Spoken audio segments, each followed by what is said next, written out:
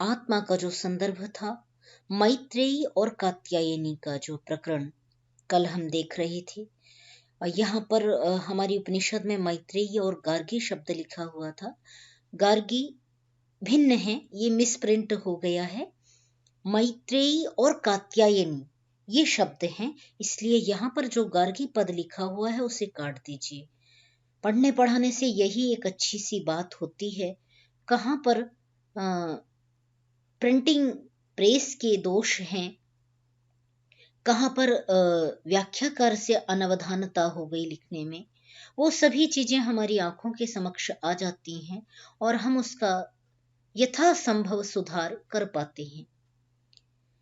तो मैत्रेयी और कात्यायनी दो पत्नियां हैं और उनका ही संवाद पहले भी चल रहा था, यहाँ भी उनका ही संवाद की हम देख रहे हैं। गार्गी का याज्ञवल्क्य के साथ जो प्रश्न हुआ है वो पृथक है। ठीक है, तो इसे यहाँ पर काट करके मैत्रेयी तथा कात्यायनी ऐसा लिख लेंगे। ये प्रकरण कल हमने आत्मा का जो प्रकरण था वो पीछे से पूरा देखा था, जहां पर मैत्रेयी ने कहा कि आत्मा वा अरे द्रष्टव्यः मंतव्यः श्रोतव्यः निदिध्यासितव्यः। आत्मा यह जो है वो सोचने, जानने और समझने का विषय है, मनन करने का, निदिध्यासन करने का विषय है। व्यक्ति पूर्ण काम जब हो जाता है, आप्त काम जब हो जाता है, तो उसको जन्म मरण नहीं प्राप्त होते हैं। अन्यथा जिस किस प्रकार की भी यदि कामनाएं शेष रह जाती हैं तो बारंबार जीवन प्राप्त होता रहता है, जन्म मरण प्राप्त होता रहता है। इसके आगे ही कहा है, 15वीं कंडिका हम देख रहे हैं जो यहाँ पर आपकी स्क्रीन पर दिखाई दे रही है, इसके माध्यम से आप उसको यहाँ पर देख लीजिए, जिसमें कहा कि स एष नेति नेति आत्मा अगृह्यः। भाई वो क्या है? वह नेति नेति, वह आत्मा के लिए तो वह जो आत्म तत्व है, जो ब्रह्म तत्व है, उसको पकड़ा नहीं जा सकता, उसको जाना नहीं जा सकता। नेति नेति, उसका पारावार नहीं है, उसको तो नहीं पकड़ा जा सकता क्योंकि उसका पारावार नहीं है। तो आगे कहा आत्मा अग्रह्यः, आत्मा ग्रहण भी नहीं किया जाता। ये सोचे पकड़ करके मैं उसको देख लूं वो किस प्रकार का है, ऐसा भी नहीं होता। नहीं गृह्यते, पकड़ा नहीं जाता। अशीर्यः, वह काटा नहीं जाता, क्योंकि काटने योग्य होता ही नहीं है। और क्या कहा?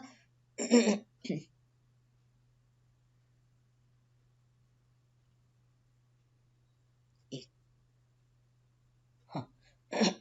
नहीं सज्जते, नहीं उसके साथ चिपका जाता है। वह क्षम्यता क्षम्यता, ओहो,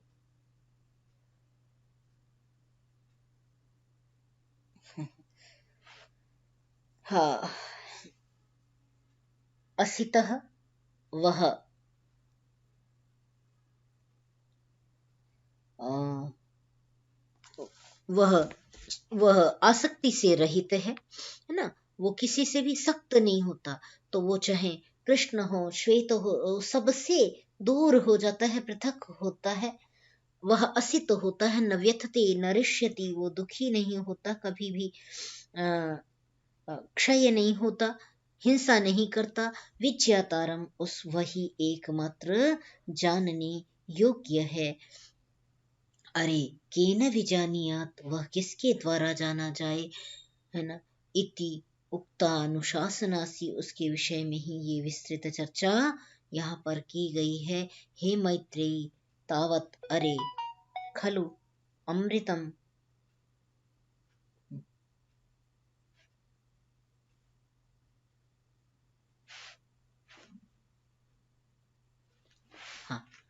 तो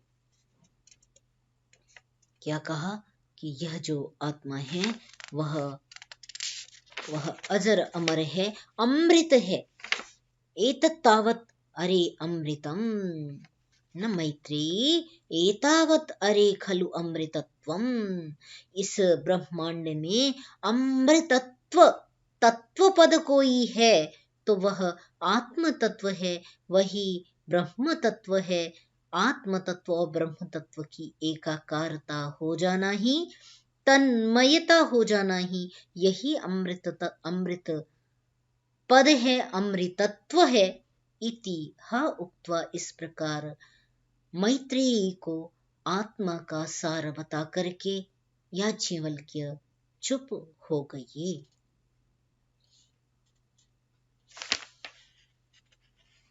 आगे सा ह उवाच, उसके बाद उन्होंने वह जो वंश परंपरा थी, इसको अब आप पीछे देखना है। द्वितीय ब्राह्मण में जहां आप मुझे अभी बता रहे थे कि यहाँ पर हमको देखना है, तो वहां पर अब चलिए उसको देख लेते हैं एक बार।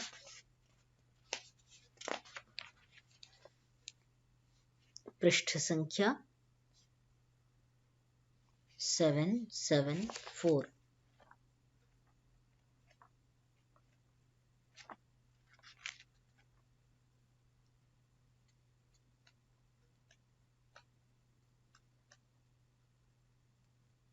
इसमें 892 है, ब्राह्मण 6 वंशावली। जी, ब्राह्मण 6 को अपनी अपनी पुस्तक में आप देख सकते हैं, क्योंकि मैं अभी स्क्रीन को वहां तक नहीं लेकर के जा रही हूं, इसलिए आप अपनी अपनी वंशावली को अपने अपने उपनिषदों में खोल करके देख लीजिए, उद्घाटित कर लीजिए। उपनिषद की गुरु शिष्य परंपरा।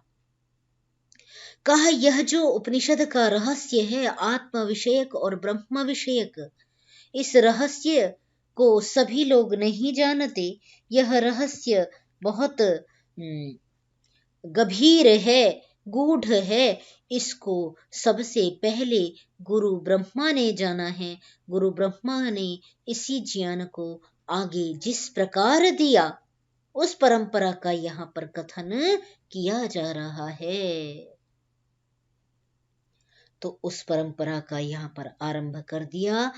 कहा जो ब्रह्मा थे, परमेष्ठी ब्रह्मा ने जो ज्ञान स्वयंभू पर ब्रह्म से प्राप्त किया, स्वयंभू ब्रह्मा, प्रथम गुरु स्वयंभू ब्रह्मा है, जो जिसके लिए कहा जाता है क्या, स पूर्वेशाम अपि गुरुः काले नानवच्छेदा। वैशेषिक दर्शन का सूत्र है कि स एष सह स एष पूर्वेशामपि गुरुः, वो पूर्व गुरुओं का भी गुरु है। इसीलिए कहा प्रथम गुरु स्वयं भू ब्रह्मा है। तो जो गुरुओं का भी गुरु है, जिसने आद्य ज्ञान का, विज्ञान का भंडार हम मानवों के लिए दिया, वो वेद ज्ञान,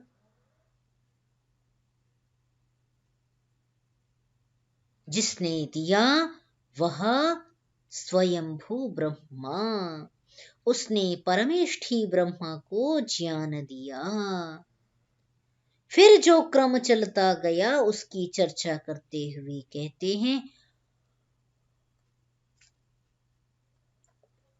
अथ वंशः पौत्तिमास्यः,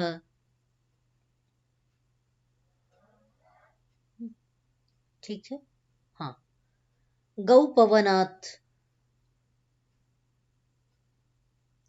गौपवनः पौतिमास्यात्, पौतिमास्यः पौतिमास्यात्, गौपवनात् गौपवनः, कौशिकात् कौशिकः, कौंडिन्यात् कौंडिन्यः। इस प्रकार यह क्रमशः, अच्छा ऊपर भिन्न दे रहे हैं ना, सनग सनातन सनरु सनारु, इस प्रकार दे रहे हैं। और नीचे का जो संस्कृत भाग है वो भिन्न है ना, क्या आप देख पा रहे हैं इसे? इसमें श्लोक नहीं है, केवल नंबर 1 2 3 4 5 डला हुआ है। अच्छा अच्छा, तो ऊपर में जो है वो पौतिमाश्य गौपवन इत्यादि की बात कह रहे हैं, जबकि हाँ नीचे केवलम नहीं, व्याख्या में जबकि वो सनत सनग सनातन सनारु, नहीं इस दिया। उपनिषद को भी ओपन कर लो। क्या है, अच्छा ठीक है, तो सनग सनातन सनारु व्यष्टि, अच्छा ये पीछे से आरंभ किया, कोई बात नहीं, कोई दोष नहीं, हाँ स्पष्ट हो गया या स्मरण आ गया, क्योंकि ये पीछे से आगे की ओर चल रही है ना परंपरा। तो देखिए सबसे लास्ट में इसको आरंभ करिए, क्योंकि पीछे तक जा रहे कि उन्होंने उनको दिया, उन्होंने उनको दिया, उससे पहले उन्होंने उनको दिया वो ज्ञान, उससे पहले उन्होंने उनको दिया, तो जो सबसे पहले किसने दिया ये सबसे बाद में बताया है। हाँ स्मरण आ गया, तो पीछे का देखेंगे तब तब आप वापस सही जगह लौट पाएंगे। सबसे अंत में देखें, सनारोह सनारुः सनातनात् सनातनः सनगात् सनगः परमेष्ठिनः परमेष्ठि ब्रह्मणः ब्रह्म स्वयंभू ब्रह्मणे नमः, है ना। स्वयंभू ब्रह्मा से परमेष्ठि ब्रह्मा को प्राप्त हुआ, परमेष्ठिनः सनगः, और परमेष्ठि से सनग को प्राप्त हुआ, सनगात सनातन, सनग से सनातन को प्राप्त हुआ, सनातनात् सनारुः, सनातन से सनारु ने वो ज्ञान को ग्रहण किया, और सनारोह व्यष्टि, सनारु से व्यष्टि ने उस ज्ञान को ग्रहण किया, व्यष्टि से प्रचिति ने, प्रचिति से विप्रचिति ने, विप्रचिति से एकर्षि ने, एकर्षि से प्रध्वंसन ने, प्रध्वंसन से प्राध्वंसन ने, प्राध्वंसन से मृत्यु ने, नहीं प्राध्वंसन मृत्यु, प्राध्वंसन मृत्यु हाँ से दैव ने, दैव से दैवात अथर्व, अथर्व से अथर्वण ने, अथर्वण से अथर्वण दध्यंग ने प्राप्त किया। इसीलिए ये प्रकरण पूरा इस प्रकार चल रहा है। ठीक है, आपको समझ में आ गया। तो ये क्रम जो है वो पीछे से आगे की ओर होगा ना, क्योंकि अंतिम तक लेकर के जाएंगे। तो जो अंतिम जो गुरु उपलब्ध हुए थे यहाँ पर, वो अंतिम पौतिमाश्य थे। प्रथम परमेष्ठी ब्रह्मा, स्वयंभू ब्रह्मा, और अंतिम पौतिमाश्य, जहां तक की वंश परंपरा यहाँ गिनाई गई थी। परंतु यहाँ पर जो वंश परंपरा गिनाई गई है वो 58 जो वंश हैं, 58 ऋषि मुनियों की जो परंपरा चली है उसका कथन है। परंतु हमारे यहाँ पर जो प्रकरण हम अभी देख रहे हैं, इस प्रकरण में 38 तक की जो परंपरा है वो समान है दोनों ही स्थलों में। ठीक है, 38 संख्या तक की जो परंपरा वर्णित है, अर्थात 38 संख्या तक कौन हो गए, मैंने कहाँ तक गिना दिया था आपको, दध्यंग तक, है ना। दधीची से अश्वी, अश्वी से विश्वरूप, त्वाष्ट्र आभूति त्वाष्ट्र, अयास्य अंगिरस, पथि सौभर, वत्सनपात वाभ्रव, विदर्भी कौंडिन्य, गालव कुमारहारित, कैशोर्य काप्य शांडिल्य, वात्स्य गौतम, गौतम मांटी, आत्रेय भारद्वाज, आसुरी, औपजंधनि, त्रैवणि, आसुरायण तथा यास्क, जातु कर्ण्य, पाराशर्य, पाराशर्याण, घृत कौशिक और कौशिकायनी। उन ऋषि मुनियों का हम नाम भी उच्चारण करके अपनी वाणी को पवित्र कर रहे हैं। उनका नाम स्मरण करके हम उनके प्रति अपना श्रद्धा का यह पुष्प अर्पित कर रहे हैं। जिन ऋषियों ने यह उपनिषद का ज्ञान हम तक क्रमशः पहुंचाया है, यह वेद ज्ञान का मर्म हम तक आज तक जिसे हम सुन पा रहे हैं, सुना पा रहे हैं, उन ऋषि मुनियों को हमारी श्रद्धा में पौनः पुण्येन भूरिशः, उनके प्रति हम समर्पण नमन अपना अभिव्यक्त करते हैं, उनके प्रति अपना नमन अपनी भक्ति अर्पित करते हैं। 38 जो ये संख्या थी, यहां तक कि वंश परंपरा का दोनों स्तरों में समान वंश परंपरा का उल्लेख प्राप्त होता है। इसके अनंतर जो 39 है, जो यहां पर क्या था, इसके आगे 39 में वैज वापायन कहा गया था, जबकि यहां पर सायकायन कहा गया कि उस कौशिकायनी ने सायकायन को ज्ञान दिया। तो हो सकता है दो शिष्य हों, सायकायन भी हो और वैज वापायन भी हो, तो ये एक विचार का पृथक शोध का बिंदु है। ये इतिहास की अध्येताओं को बनता है कि वो इसका शोध करके इस पर कार्य करें, है ना। तो ये पृथक बिंदु है कि उसके बाद सायकायन के आगे काशायन। तो ये परंपराएं, यहां से परंपराएं दो जगह बट गई, है ना। पीछे में भिन्न है और यहां पर भिन्न है, ठीक है। तो हम उसको इसी प्रकार अलग देख रहे हैं।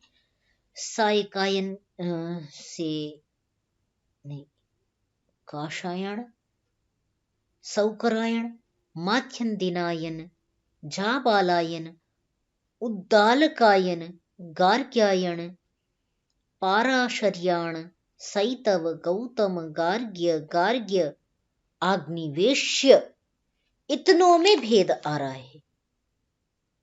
गौतम तो यहां भी 2 बार आया था, परंतु उसकी संख्या भिन्न हो जा रही है ना।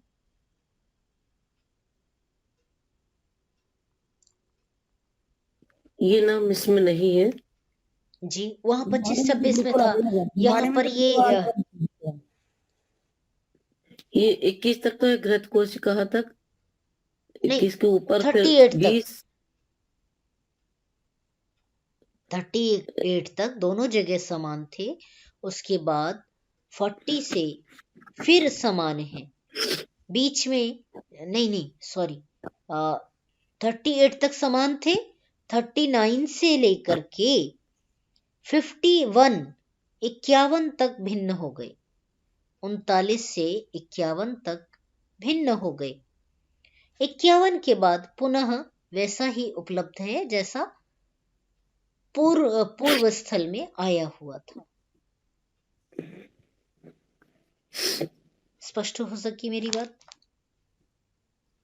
यहाँ पर वैसे 57 तक ही है, और 57 से अपन ने शुरू किया था सनग से 55 से। तो यहाँ सनग, सनातन, सनारु, व्यष्टि, विप्रचित्ति, ये ऐसा जो पीछे से अपन ने शुरू किया था, तो यहाँ तक आए थे घृत कोशिका तक। नहीं, पौतिमाश्य तक गए थे।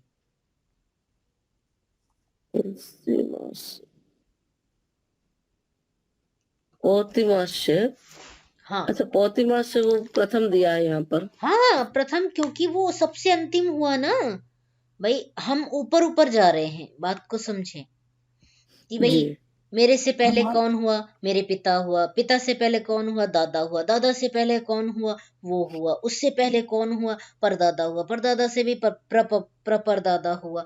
तो ये जो परंपरा है क्रमशः मुझसे ऊपर की ओर जा रही। तो जो सबसे पहले हुआ वो बड़े बाद में कहा जाएगा ना जी, सबसे बाद में वही कहा जाएगा ना कि भाई उससे पहले वो हुआ, उससे पहले वो हुआ। तो सबसे अंत में जो आख्यान करेंगे वो जो सबसे पहले हुआ होगा उसका कथन कहा जाएगा ना। तो संस्कृत भाग में उसी प्रकार है जी। ये 57 में हमारे में ब्रह्म स्वयंभू ब्रह्मणे नमः ये दिया लास्ट में। नहीं, उसके बाद में फिर अपना ये सनक से मैम ने चालू किया है। सनक, सनातन, ये ऊपर की ओर चलते जाएंगे। 53, फिर 52, फिर 51, फिर 49, 48, यहाँ से होते हुए घृत को सिकता काई, और इसके बाद में फिर जो बैज पायन और ईसाइकायन, ये नाम इसमें नहीं है, हमारे में भी नहीं है। कासायन भी नहीं है। इसके बाद फिर आपने पौतिमास से बताया, तो यहाँ से फिर शुरू है पौतिमास, गोपना, पौतिमास, गोपना, वो में ही है गोपना। हमारे में बिल्कुल से पौतिमाशा। गुरु शिष्यों के नाम में सबसे पहले पौतिमाशा है। अलग अलग है, थोड़ा सा समझ में नहीं आ रहा। समझ में नहीं आ रहा, मैं फिर से बताती हूँ, आप ध्यान से तो समझने का प्रयास असल करें। में बहुत ऊपर नीचे है ना, ये हमारे गुरु शिष्यों के नाम में वंशावली में ये पौतिमाशय सबसे पहले है। देखिए वही बात मैं आपको समझा रही हूँ, वो पौतिमाशी बता रहे बिल्कुल पीछे सबसे से पहले आ रहा आगे है, बढ़ना बिल्कुल अपने सही को। है वो। जी जैसे मैं बात को शुरू करूं कि मैं जो हूँ, मेरे पिता ये हुए, तो जी जो मैं सबसे बाद की आज की पीढ़ी हूँ, उसका कथन तो सबसे पहले आ गया ना। हम्म, तो उसी जी प्रकार पौतिमाशी सबसे बाद का हुआ, उसका नाम सबसे पहले आ गया। अब मैं बताऊंगी कि जी मेरे से पहले वो थे, पिता थे, उनसे पहले मेरे दादा ये थे, फलाना थे, फिर उनके दादा ये थे, उनके पिता ये थे, उनके पिता ये थे। ये बताने में मुझे जो सबसे पहले हुआ होगा उसका कथन मैं कब करूंगी? सबसे अंतिम में करूंगी। जी तो इसी प्रकार यहां पर भी जो सबसे अभी करंट पीढ़ी थी, जिसने वर्णन जहां से शुरू किया, जो अभी दिख रहे थे उनके सामने, वो पौतिमाश से सबसे बाद के हुए। और अच्छा सबसे पहले तक जब लेकर के गए कि पौतिमाशी से पहले, माने पौतिमाशी को किसने दिया? इन्होंने दिया। इनको किसने दिया? उससे पहले इनको दिया, उससे पहले इनको दिया। तो जो सबसे अंतिम में थे वो सनग माने स्वयंभू ब्रह्मा है। तो जी सबसे, तो फिर हिंदी में जब समझाना प्रारंभ किया तो हिंदी व्याख्या में इस प्रकार पहले से बता दिया हमको, क्या कि जी स्वयंभू ब्रह्मा से इनको प्राप्त हुआ था, इनसे इनको प्राप्त हुआ, जी इनसे जी सनत से सनारु को प्राप्त हुआ, सनारु से फिर आगे वाले को प्राप्त हुआ, ऐसे ऐसे करके पौतिमाशी तक जी फिर जी ले आए। जी आ गया समझ। बात समझ में जी आ गई? जी तो ये जो उपनिषद का आत्मविद्या संबंधी महत्वपूर्ण ज्ञान है, रहस्य है, वो यहाँ पर उसका कथन किया गया। और उसके साथ पुनः वंशावली को स्मरण किया गया कि जिन जिन तपस्वी, जिन अत्यंत तपःपूत ऋषि मुनियों ने यह ज्ञान हम तक पहुंचाया है, उनका स्मरण अत्यंत पवित्रता के साथ, उनका प्रातः स्मरण करके यहाँ पर पुनः उनके प्रति समर्पण अर्पित किया गया। अन्यथा यदि यह ज्ञान का स्तर इतना ऊंचा जितना उपनिषद में चल रहा है, कितनी बार हमने कितने प्रकरणों को अस्पष्ट ही छोड़ दिया, हमें उनका रहस्य ही नहीं पता चला। कैसे पूरब में भी सूर्य उगता है तो पश्चिम से भी सूर्य उगता है, और पश्चिम से उगता है तो पूर्व में किस प्रकार अस्त होता है, उत्तर से भी उदित होता है, दक्षिण से भी उदित होता है। हमने ये रहस्य यहाँ देखे? नहीं स्पष्टता है, स्पष्टता नहीं है कैसे होता है। और भी बहुत सारे रहस्य देखे, पांचवी आहुति में जलों का बोलना, पितृयान, है ना, देवयान, शब्दशः बहुत कुछ देखा पढ़ा।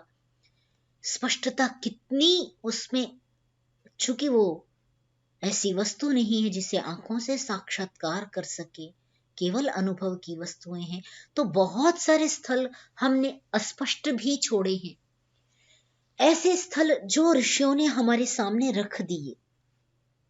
कि हम साधना में बैठें तो संभवतः उनमें से कुछ प्रतिशत हम जान सकें। यदि ये विद्या का प्रकाश आज के समय में हमारे पास न होता तो कल्पना करें, क्या अध्यात्म का इतना ऊंचा स्तर हम क्या जान सकते थे, क्या माप सकते थे? क्या ब्रह्म की कोई चर्चा लोक में आपको सुनाई देती है? आज का व्यक्ति सामान्य जो है, क्योंकि लोक की स्थिति ऐसी है, शास्त्रों से इतने दूर हैं, शास्त्रों से इतने दूर हैं कि वे भक्ति का संपूर्ण चरम केवल हमारे हिंदू समाज में सुंदरकांड है या हनुमान चालीसा है, इसके आगे नहीं जानते, या तुलसी रामायण है, उससे आगे नहीं जानते। वो तो बहुत परवर्ती ग्रंथ हैं। जब संस्कृत से पूर्णतया व्यक्ति विमुख हो गया तो लोगों को अपने हिंदू समाज को जोड़े रखने के लिए जिन ग्रंथों की लोगों ने रचना कर दी, इसलिए कि लोग भक्ति से जुड़े रहें, तो हिंदी भाषा में कुछ ऐसे भक्ति के काव्य रच दिए गए जिसमें कुछ अंश मात्र,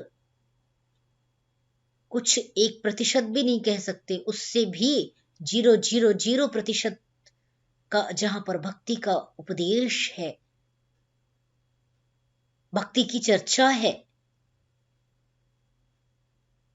वस्तुतः अध्यात्म है क्या, इसको सरलतम ढंग से श्रीमद् भगवत गीता ने कहा, इसको रहस्य की भाषा में उपनिषद ने कहा, इसको अत्यंत सूत्र की भाषा में योग दर्शन ने कहा, और उससे भी गंभीर केवल मंत्र भाषा में सामवेद में कहा।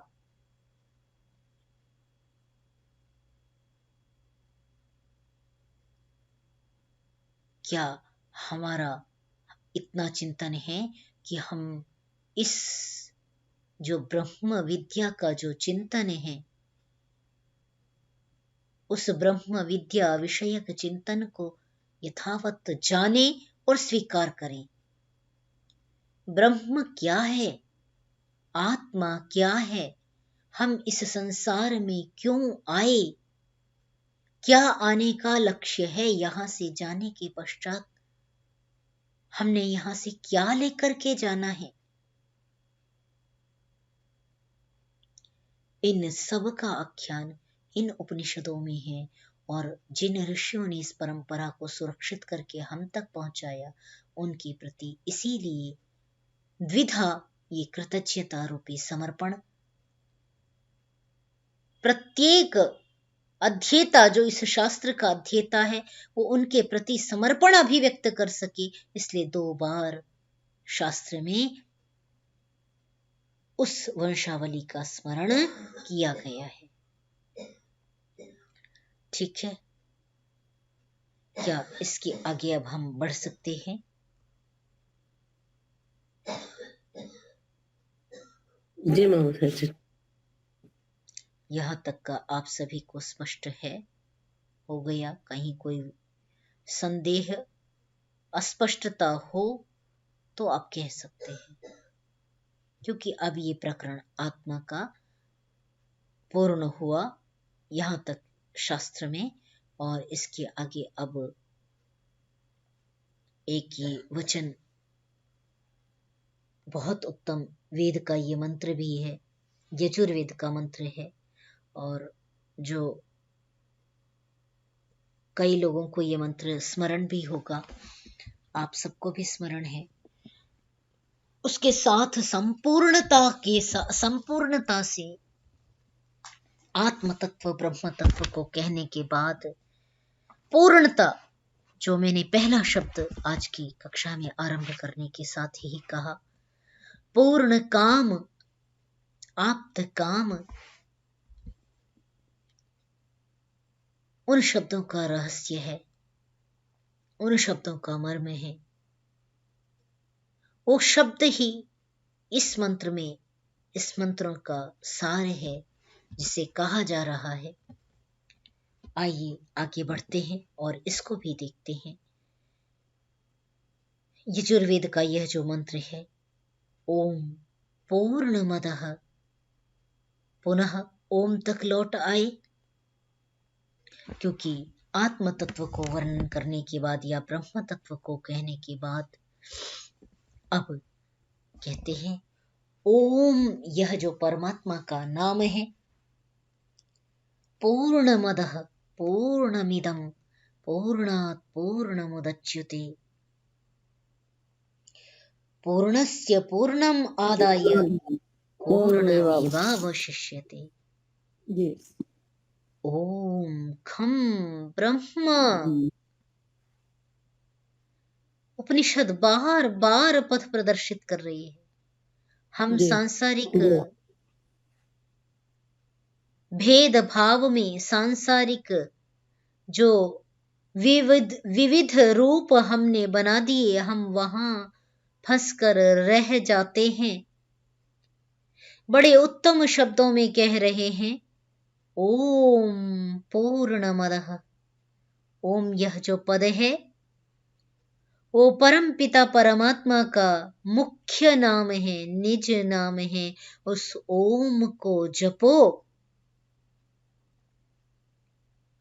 और जो सर्वांतर्यामी ओम है वह पूर्णम, अदह माने वह, असौ माने वह, तो अदह नपुंसकलिंग में प्रयोग कर रहे हैं, अदह अमु अमूनी बनता है वैसे ही।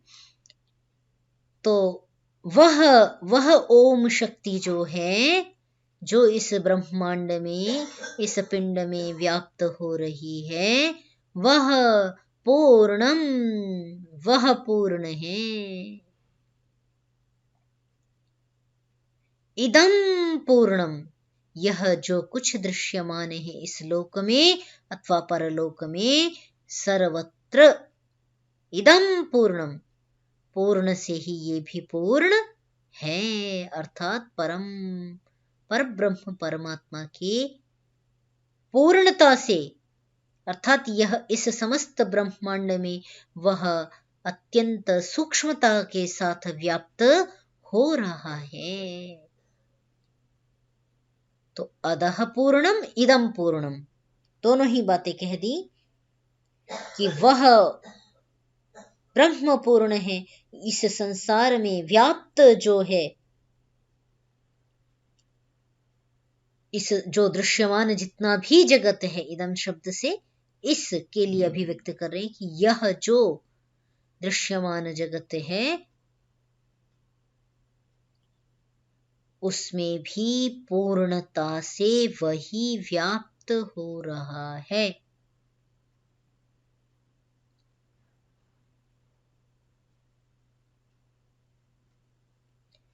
पूर्णात् पूर्णम उदच्यते, पूर्ण से ही यह पूर्ण होता है, पूर्ण ही शेष रह जाता है। नहीं, आगे वो तो कहेंगे पूर्णात् पूर्णम उदच्यते, जो पूर्ण है पूर्ण से ही लेकर के ये पूर्णता को प्राप्त होता है। कौन सा? ये जो जगत दृश्यमान है,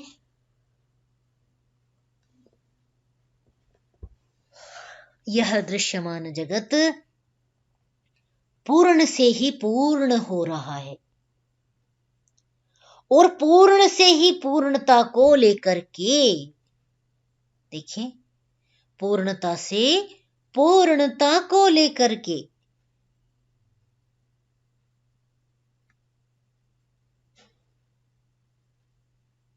पूर्णम एव अवशिष्यते, पूर्ण ही शेष भी रह जाता है।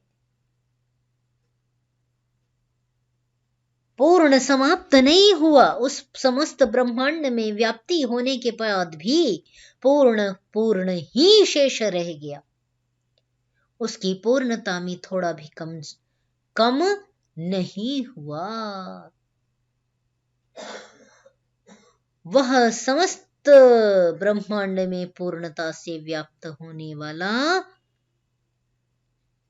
पूर्ण रूप से समस्त ब्रह्मांड में व्याप्त है। अब उसको 3 नामों से कहा गया, ओम खम ब्रह्म। कहा कि खम यह नाम भी परमात्मा का है। पुराणम वायु वायुरम खम इति ह, नहीं, पुराणम वायु। जो पुराने लोग हैं, कुछ ऐसी अभिव्यक्ति है जिसमें कि कि जहां पर वायु जहां जहां तक गई हुई है उसको खम कहा जाता है, आकाश कहा जाता है। तो यह जो शब्द प्रयोग किया जाता है कि निर्वात है, यह शब्द ही गलत है।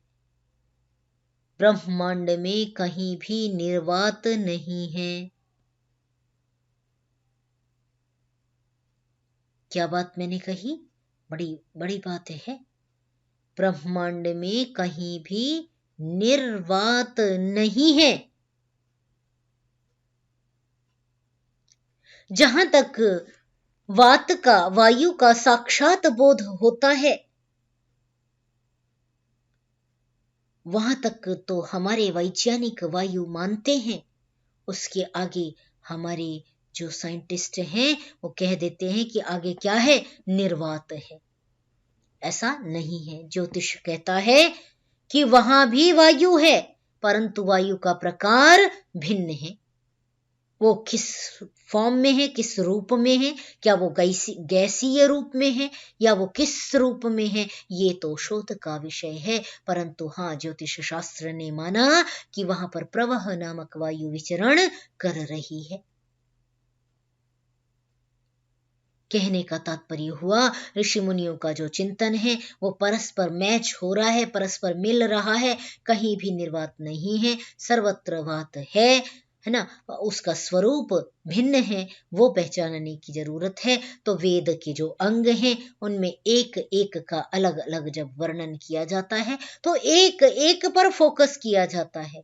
तो ज्योतिष में जैसे केवल उसके ग्रह नक्षत्रों के विषयों का फोकस है, तो सामान्य व्यक्ति के लिए सामान्य विषयों का वहां पर वर्णन है।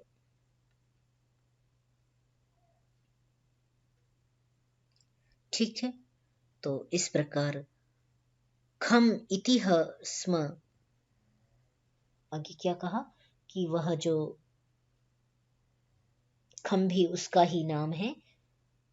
कौरव्यायणी पुत्र, जो जो खम नाम है वह परमात्मा का नाम है। ऐसा कौरव्यायणी पुत्र जो है वो जानते हैं, वो मानते हैं। ठीक है। कौरव्यायणी पुत्र खम इति स्म, खम ऐसा नाम भी उसका ही है।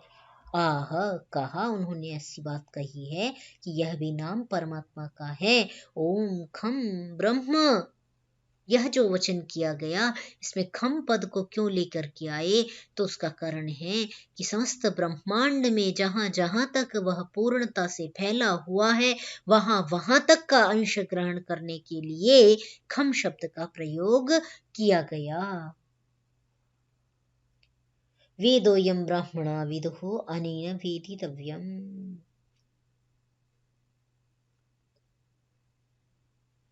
तो जो आगे कहा गया कि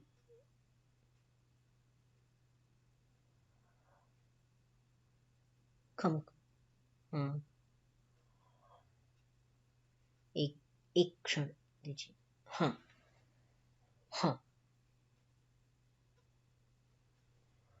कुछ लोग खम से, है ना, वे अयम ब्राह्मणः वेदः, अयम ब्राह्मणा विदुः वेदः अयम, कुछ लोग इस खम को अयम वेदः, यह वेद है, ऐसा ब्राह्मण ग्रंथों के द्वारा ऐसा भी कथन कहा जाता है। माने यहाँ जो खम पद प्रयोग है वो वेदों के लिए प्रयोग किया गया है। इस प्रकार का भी कथन कई ब्राह्मण ग्रंथों में इस प्रकार कहा गया है, इस प्रकार माना गया है कि वेद का भी नाम अयम वेदः, ये जो खम पद है वो वेदों के लिए प्रयोग किया गया। ब्राह्मणा विदुः वेद अनेनैव वेद एनेन यत् वेदितव्यम, इसके द्वारा ही समस्त ब्रह्मांड को या ईश्वर को, ब्रह्म को जाना जाता है, साक्षात्कार किया जाता है। इसलिए इस वेद विद्या का नाम भी खम है। ऐसा यहाँ पर ऋषि दो तीन पक्षों की स्थापना कर रहे हैं कि भाई ओम परमात्मा का नाम है, वो खम है। दूसरा कहा कि वायु जहां जहां तक गया हुआ, जहां जहां तक आकाश फैला हुआ है वहां तक खम है। और फिर कहा कि जो वेद शास्त्र, जो वेद ऋग्वेद, यजुर्वेद, सामवेद, अथर्ववेद हैं, उनको भी ब्राह्मण ग्रंथों ने खम माना है। तो आज का समय पूर्ण हुआ। इसी के साथ इस प्रकरण को हम यहीं पर आज के लिए विराम देते हैं। इसके आगे शेष अवकाश के पश्चात आरंभ करेंगे। कोई प्रश्न, कोई जिज्ञासा, कोई विशेष चिंतन हो तो रख लें।